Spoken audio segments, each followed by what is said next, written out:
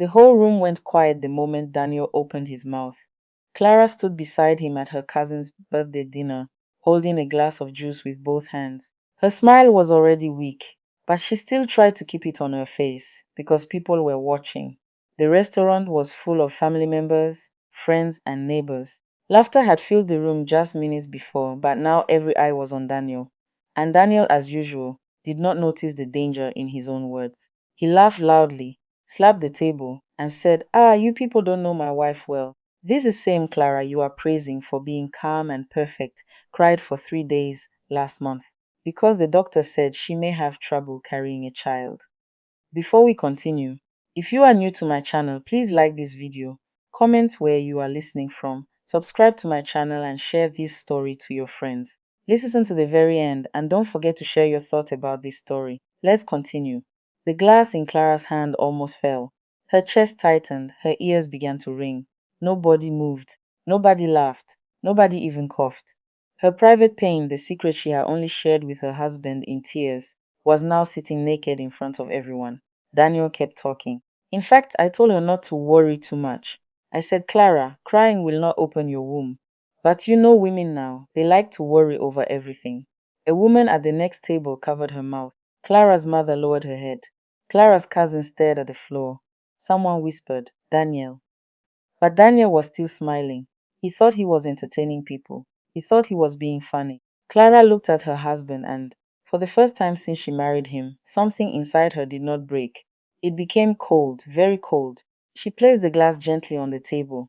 She did not shout. She did not cry. She did not slap him. She did not storm out in anger. She only looked at him with eyes so calm that Daniel's smile slowly disappeared. Then Clara picked up her handbag and walked out of the restaurant without saying one word. That was the night Daniel talked too much. And that was also the night Clara stopped begging him to change. Before we continue, please like this video, subscribe to the channel, and share this story with someone who believes words do not matter. Because sometimes one careless sentence can destroy what 10 years of love built. Clara had not always been a quiet woman. Before marriage, she was warm, playful, and full of life. She liked small jokes. She enjoyed peaceful conversations. She could sit for hours with her sisters, talking about life, dreams, food, clothes, and the kind of home she wanted to build one day. But Clara also knew the value of silence. She believed that not everything needed to be said. Some things were better kept in the heart. Some things belonged only inside the home. That was why Daniel attracted her at first. Daniel was bold. He could talk to anyone. He entered a room like someone carrying light in his hands. At church, he greeted everybody. At weddings, he made people laugh. At family gatherings, he became the center of attention without trying too hard. Clara saw him and thought, this man will never make life boring. And truly, Daniel was not boring. During their early days, he called her every morning just to tell her what he ate, what his neighbor said, what the taxi driver wore, what a woman at the market shouted, and how his boss looked like a tired goat. Clara used to laugh until tears came out of her eyes. When her friends asked what she liked about him, Clara would smile and say, "Daniel makes me laugh. He can turn a dull day into comedy." But there is a difference between a man who talks to bring joy and a man who talks because he cannot control himself. Clara did not understand that difference until after the wedding. The first week of marriage opened her eyes little by little. On Monday morning, while Clara was trying to pray quietly before work, Daniel sat on the bed and began telling her about a dream he had. The dream had no beginning and no end. In the dream, he was buying bread, then he was driving a bus, then he saw his old classmate, then the classmate turned into a goat, then the goat was wearing his uncle's shoes. Clara smiled at first, but after 20 minutes, she said softly, "Daniel, please, I need to finish praying." Daniel laughed. "Prayer will still be there. Let me finish." He did not finish until Clara was late. On Wednesday, Clara came home with a headache. She dropped her bag on the sofa, removed her shoes, and told him, "My head is hurting badly. I just want to rest." Daniel said, "Sorry, my love," then sat beside her and began talking about how headache was common because people did not drink enough water. From water, he moved to weather. From weather, he moved to government. From government, he moved to how his cousin wasted money on a bad generator. Clara closed her eyes, hoping he would notice. He did not. He talked until she slept. When she woke up, he was still talking, but now he was talking to himself. At first, Clara tried to be patient. Marriage needed patience. Nobody was perfect. Daniel was kind in many ways. He did not beat her. He provided what he could. He helped with small house chores sometimes. He remembered her birthday. He could be sweet when he wanted. So Clara told herself, this is just his weakness, I will manage it. But Daniel's mouth was not just a weakness, it was a leaking roof. At first, it dropped small water. Then it flooded the whole house. Their neighbors were the first to start avoiding them. In the evenings, Daniel would sit outside and call people passing by. Mr. Okafor, come, let me tell you what happened at work today. Mr. Okafor would smile politely, but Daniel would hold him for almost 1 hour.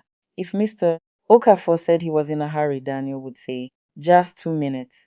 But Daniel's 2 minutes could grow old and have grandchildren. Soon, neighbors began taking longer routes just to avoid passing in front of Daniel. One woman told Clara quietly, your husband is a good man, but he does not release people.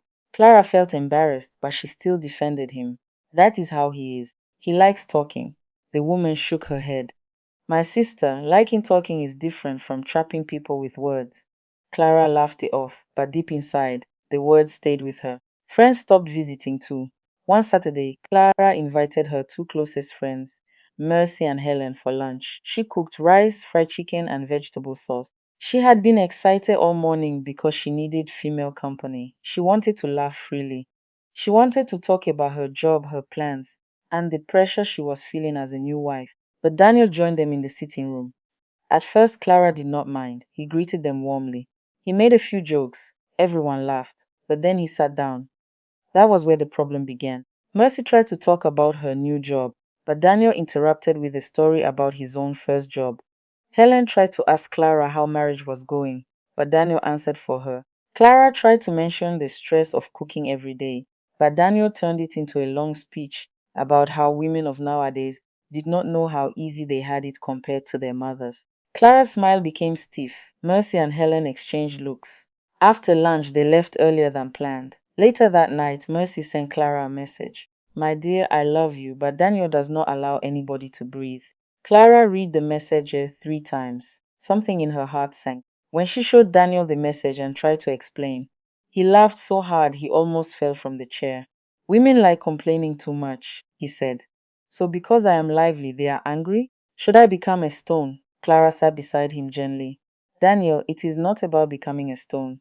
Sometimes you interrupt people. Sometimes you talk about things that are not necessary. Daniel waved his hand. That is how I am.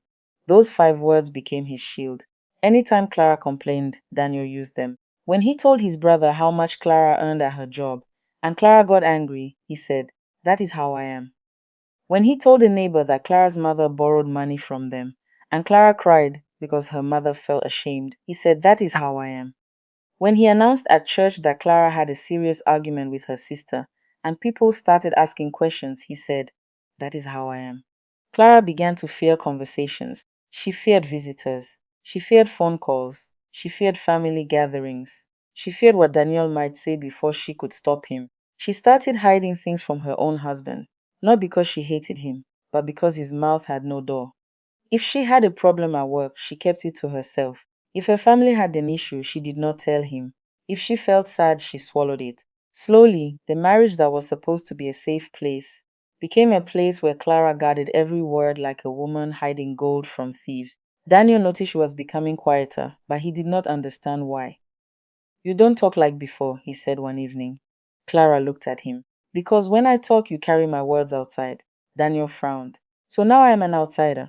No, Clara said softly. You are my husband. That is why it hurts more. For a moment, Daniel looked touched. Clara thought maybe he finally understood. Then he opened his mouth again. My dear, you are too sensitive. In this life, if people talk about you, let them talk. See, when I was younger, people talked about me too. There was one woman in our street. Clara stood up before he could continue. She walked into the bedroom and closed the door. Daniel followed her voice from the sitting room, still talking. Clara, I have not finished. She sat on the bed and covered her face with both hands. That night, she cried quietly, not because Daniel talked, but because he never listened. Months passed, and the problem grew like a stubborn weed. Then came the issue of children. Clara and Daniel had been married for almost 2 years, and people had started asking questions. At first, Clara ignored them. She believed children would come at the right time. But when the questions became too much, she convinced Daniel to go with her for medical checks. The doctor had been careful with his words. He told them there were signs that Clara might have some difficulty conceiving, but it was not hopeless. There were treatments, there were options, there was still hope. Clara broke down in the car after the appointment. Daniel held her hand and promised, "Don't worry, I will not tell anybody. This is between us." For once, Clara believed him. For 1 full month, Daniel kept the secret. Clara began to trust him again. She even started opening up little by little. She told him about her fears. She told him she felt less like a woman. She told him she was afraid his family would blame her. Daniel comforted her and said all the right things. But Daniel's mouth was like a pot left on fire. Sooner or later, it would boil over. And it happened at the birthday dinner. Clara's cousin, Sandra, had invited close family and friends to celebrate her 30th birthday. Clara did not want to attend at first because she had been feeling emotionally weak, but Daniel insisted. "Let us go out," he said. "You need to smile." So Clara dressed beautifully. She wore a simple blue gown, packed her hair neatly, and put on light makeup. Daniel wore a white shirt and black trousers, looking proud beside her. For the first hour, everything went well. People ate. People laughed. Music played softly. Clara even began to relax. Then Sandra's aunt stood up and prayed that everyone seeking blessings in their marriage would receive joy soon. She did not mention Clara. She did not mention children. It was just a normal prayer. But Daniel, sitting with his plate of rice, suddenly laughed and said, "This prayer is for Clara especially." Clara froze. She tied his arm under the table, warning him gently. Daniel ignored it. Everybody turned. And then he said the words that tore Clara open in public. He revealed her medical struggle. He made a joke out of her tears. He exposed the most painful part of her life to people who had no right to know. When Clara walked out of that restaurant, Daniel followed her after a few minutes, still confused. "Clara, why did you embarrass me like that?" he asked outside. She stopped beside the car and turned slowly. The streetlight fell across her face. Her eyes were dry now, but they looked empty in a way Daniel had never seen before. "I embarrassed you?" she asked. Daniel shifted. "I did not mean it like that. I was only talking." Clara nodded slowly. "Yes," she said. "You were only talking." Then she entered the car and said nothing else. "Daniel talked all the way home," he explained. He defended himself. He blamed the atmosphere. He blamed the prayer. He blamed Clara for being too sensitive. He said he was sorry, then explained the apology until it no longer sounded like an apology. Clara did not answer. When they got home, she entered the bedroom, removed her earrings, changed her clothes, and lay down facing the wall. Daniel stood beside the bed. "Clara, say something." She closed her eyes. For the first time in their marriage, Daniel was begging for words. But Clara had none left for him. And by morning, Daniel would discover that his wife had not just gone silent for one night. She had started a lesson that would shake their marriage to its foundation. The next morning, Daniel woke up to a silence so heavy it felt like another person in the room. For a few seconds, he lay still, confused. Normally, even before sunrise, there was always some soft sound in the house. The kettle, Clara's slippers moving across the floor, her gentle humming, the low sound of morning prayer. But that day, nothing greeted him, only silence. He turned and saw that Clara's side of the bed was already empty. Daniel sat up, rubbed his face, and called out, "Clara!" No answer. He smiled to himself at first. He thought she was still upset from the restaurant and wanted to act dramatic. In his mind, it would pass. Clara had always been soft-hearted. A few sweet words, a joke, maybe a small apology, and everything would return to normal. He got out of bed and walked into the sitting room. Clara was there, neatly dressed for work, placing her lunch inside her handbag. She looked fresh, calm, and beautifully composed. Her face showed no sign of last night's pain. Daniel felt relieved. "Ah, good," he said. "I was beginning to think you were still angry." Clara zipped her bag. She did not look at him. Daniel chuckled and stepped closer. "Come on now. I said I was sorry. Still nothing." He frowned a little. "Clara, are you ignoring me?"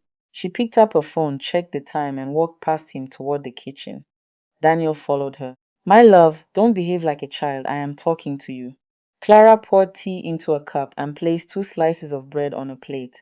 Then she sat down at the small dining table and ate quietly. Daniel stared. "Are you serious?" She finished her tea, washed the cup, picked up her bag, and headed to the door. Only there did she finally stop. She turned, looked directly at him, and spoke her first words of the day. I have locked the back window, she said calmly. The spare key is in the top drawer. Then she walked out.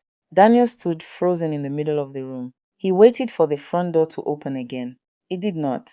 That evening he was ready. He bought her favorite meat pie from the bakery and even brought home a bottle of fruit juice she liked. When Clara entered the house, Daniel greeted her with unusual gentleness. How was work? Clara removed her shoes. No answer. I brought you something. She nodded once without smiling. Daniel placed the meat pie on the table. Please sit. Let us talk. Clara took the pie, put it in the fridge, and went to change her clothes. Clara! Daniel called after her. She disappeared into the bedroom. He followed her and found her folding clothes. Are you really going to continue this? Because of one mistake? At that, Clara stopped folding. Daniel felt hope rise. He thought she would finally speak. She turned to him and said only, Dinner is on the stove. Then she continued folding. Daniel's mouth slowly fell open.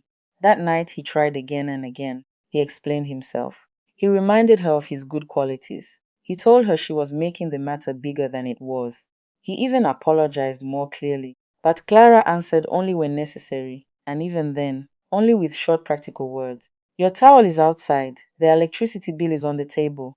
I will be home late tomorrow. Your mother called. Nothing more. No warmth, no argument, no tears. No emotion for him to push against. Just a wall of silence. At first Daniel was angry. He told himself Clara was overreacting. He walked around the house talking loudly on purpose, hoping she would snap and argue. But Clara did not. He deliberately left his dirty plate on the table, hoping she would scold him. She simply carried it away and washed it. He played music too loudly. She lowered it without speaking. He complained that his shirts were not ironed. She pointed at the iron on the shelf. It was as if Clara had withdrawn her soul from him, but left her body in the marriage. And that frightened him more than shouting ever could. By the third day, Daniel started talking less, not because he wanted to, but because it was painful to hear his own words die in the air. When he came home from work, he found himself looking for Clara's face, waiting for her to ask how his day went. She did not ask. During dinner, he began a story out of habit, then stopped halfway when he realized she was eating in silence, her eyes on her plate, not on him. The house that once echoed with his voice now made him feel lonely. For the first time in his life, Daniel realized that talking was not the same as being heard. On Saturday, his mother visited. Daniel thought maybe this would help. His mother, Mama Ruth, was a strong woman who did not tolerate nonsense. Surely she would force Clara to speak properly again. When Clara opened the door and saw her mother-in-law, she greeted her respectfully. Good afternoon, Mama. Mama Ruth smiled. My daughter, how are you? I am fine, Mama. Welcome. Daniel watched carefully. Clara's voice sounded normal. She could speak.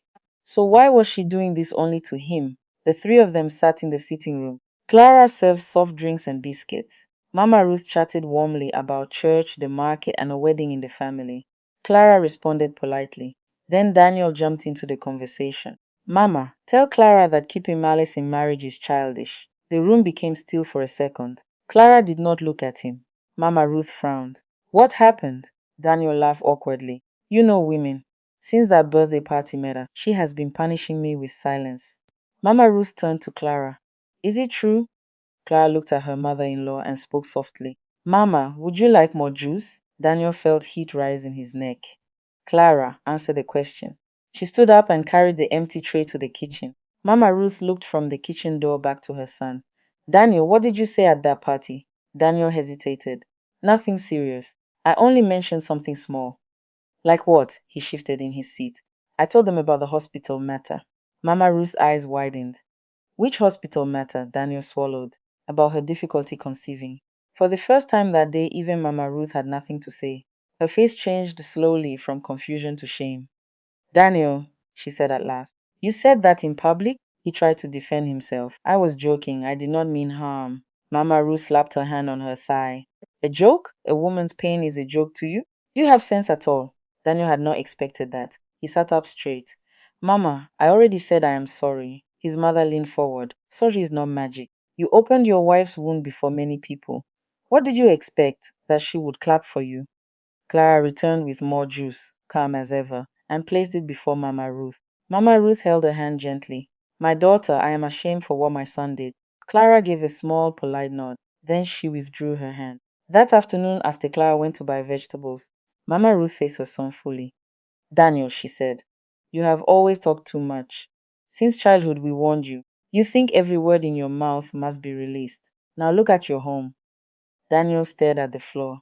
She is not shouting because she is tired, his mother continued. A woman shouts when she still hopes you will hear. Silence comes when her heart is moving away. Those words sat on Daniel's chest like a stone. After his mother left, he tried harder. He bought flowers. Clara put them in water and said, "Thank you." He wrote, "Please forgive me." Clara read it, folded the note, and placed it inside a drawer.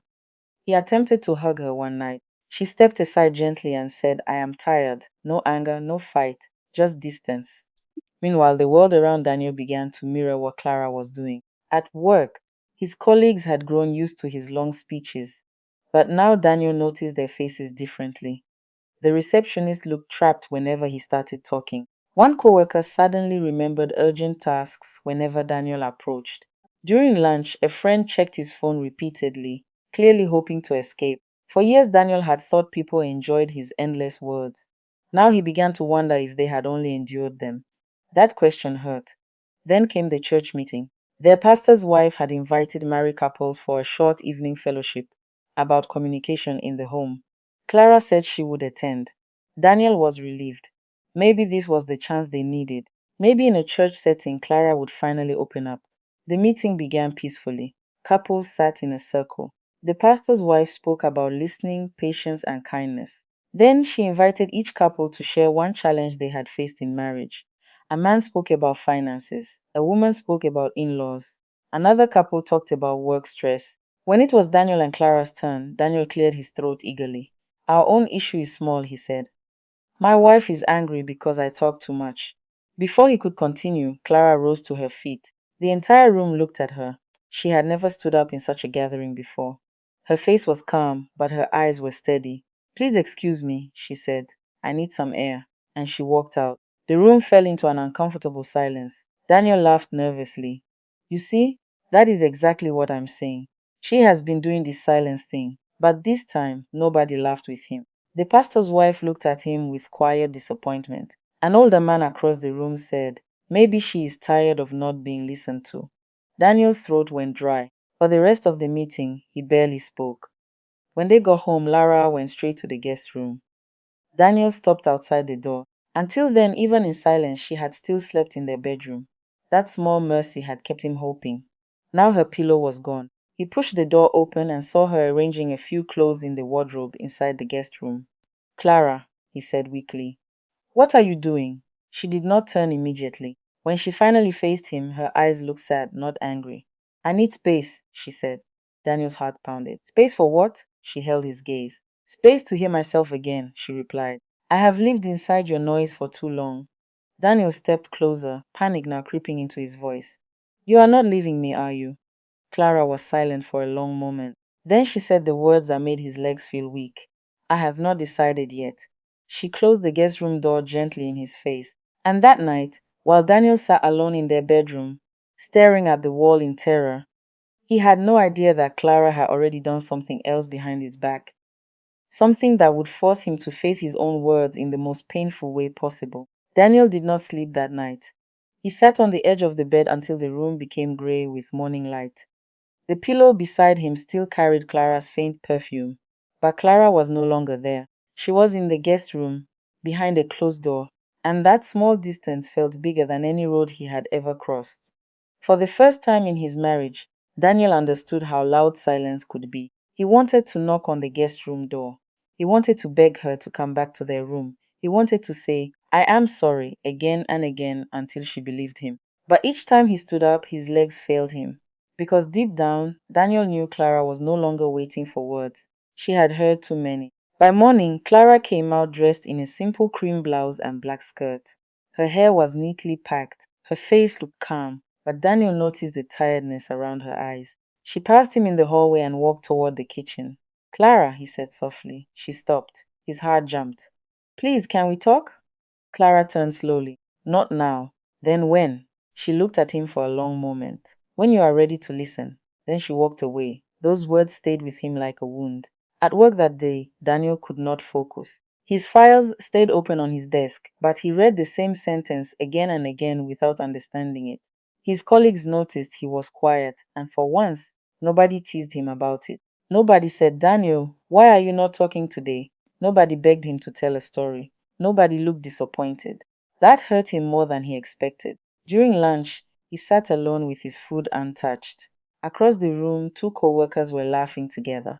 Daniel wanted to join them, but he stopped himself. He remembered all the times he had entered people's conversations and taken them over like a man, grabbing the steering wheel of another person's car. He remembered Mercy and Helen leaving early from Clara's lunch.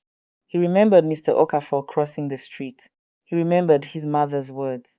A woman shouts when she still hopes you will hear. Silence comes when her heart is moving away. By evening, Daniel returned home with a heaviness he could not explain. The sitting room was neat. Dinner was on the stove. The house smelled of pepper soup, but the warmth was gone. Clara sat at the dining table with a notebook in front of her. She was writing something. Daniel stood by the doorway. What are you writing? He asked. Clara closed the notebook gently. Something for His stomach tightened. Are you planning to leave? She did not answer. That silence frightened him so badly that he stepped closer and knelt beside the chair. Clara, please, I know I made a terrible mistake. I know I embarrassed you. I know I talked too much. I know I have hurt you. But please don't leave me. For the first time in days, Clara's eyes softened, but she still did not touch him. Daniel, she said, do you know what you are apologizing for? He blinked. For telling people about the hospital matter. She shook her head slowly. No, that was only the knife people saw. But you had been cutting me long before that day. Daniel lowered his eyes. Clara opened the notebook again and pushed it toward him. His hands trembled as he took it. On the first page, Clara had written a title. Things Daniel said that broke me, Daniel swallowed. He turned the page. There were dates, places, short notes, painful memories, words he had said casually and forgotten. But Clara had carried them like stones. January 12. Daniel told his brother my salary after I asked him not to. February 3. Daniel told the neighbor my mother borrowed money. Mama cried when she heard people discussing it. March 18. Daniel joked at church that I was too emotional and cried over everything. April 9. Daniel interrupted me 5 times when I tried to explain why I was tired. May 21. Daniel told his friends I was jealous because I asked him not to discuss our private issues outside. June 14. Daniel said women like creating problems when I begged him to listen. The list went on, page after page. Daniel's mouth opened, but no words came. Clara watched him carefully. Every time you said, that is how I am, you were really telling me, your pain is not important enough for me to change. Daniel's eyes filled with tears. He had never seen his marriage written like a record of injuries. He had never imagined that the small things he dismissed had built a mountain inside Clara's heart. I didn't know, he whispered. Clara's voice shook for the first time. Because you never stopped talking long enough to know. That sentence broke him. He covered his face with both hands and wept. Not loud, dramatic tears. Not the kind of tears that begged for pity. Quiet tears. Shameful tears. Tears of a man finally seeing the damage he had done. Clara stood up, took the notebook back, and walked toward the guest room. Daniel looked up quickly. Clara, please. She stopped near the door. I am going to my mother's house tomorrow, she said. Daniel felt the floor disappear under him. For how long? I don't know. Clara, no. Please don't do this. She turned to face him. I am not doing this to punish you. I am doing it because I need to breathe. I can change, he said quickly. I hope you do, Clara replied. But I cannot heal inside the same noise that wounded me. Then she entered the guest room and closed the door.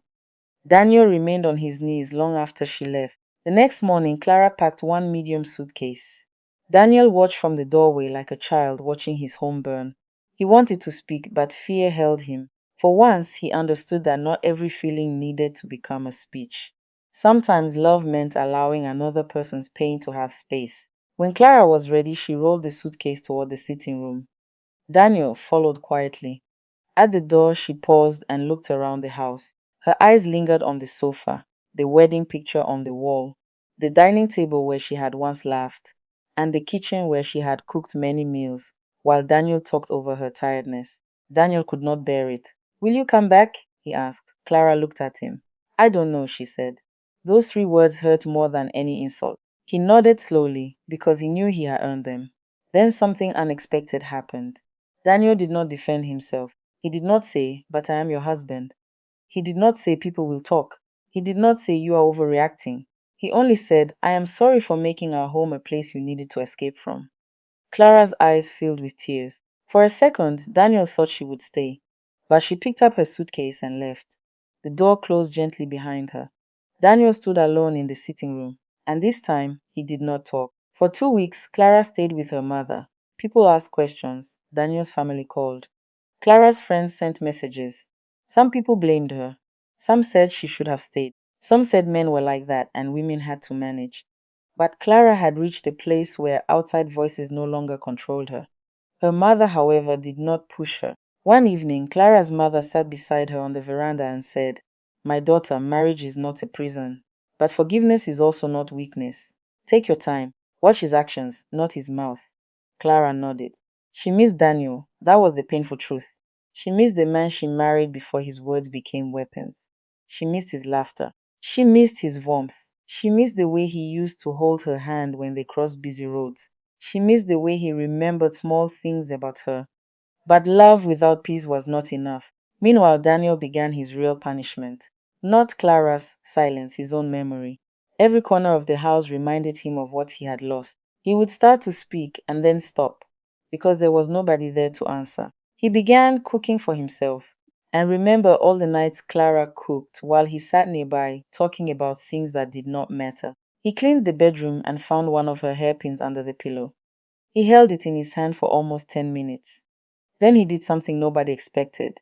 He went to Pastor Samuel, not to complain, not to ask the pastor to call Clara and tell her to return, but to confess. Pastor Samuel listened quietly as Daniel spoke, and for the first time Daniel did not rush. He did not exaggerate. He did not perform. He told the truth slowly, painfully, and with shame. When he finished, the pastor asked, "Daniel, do you want your wife back because you miss her service, or because you finally respect her pain?"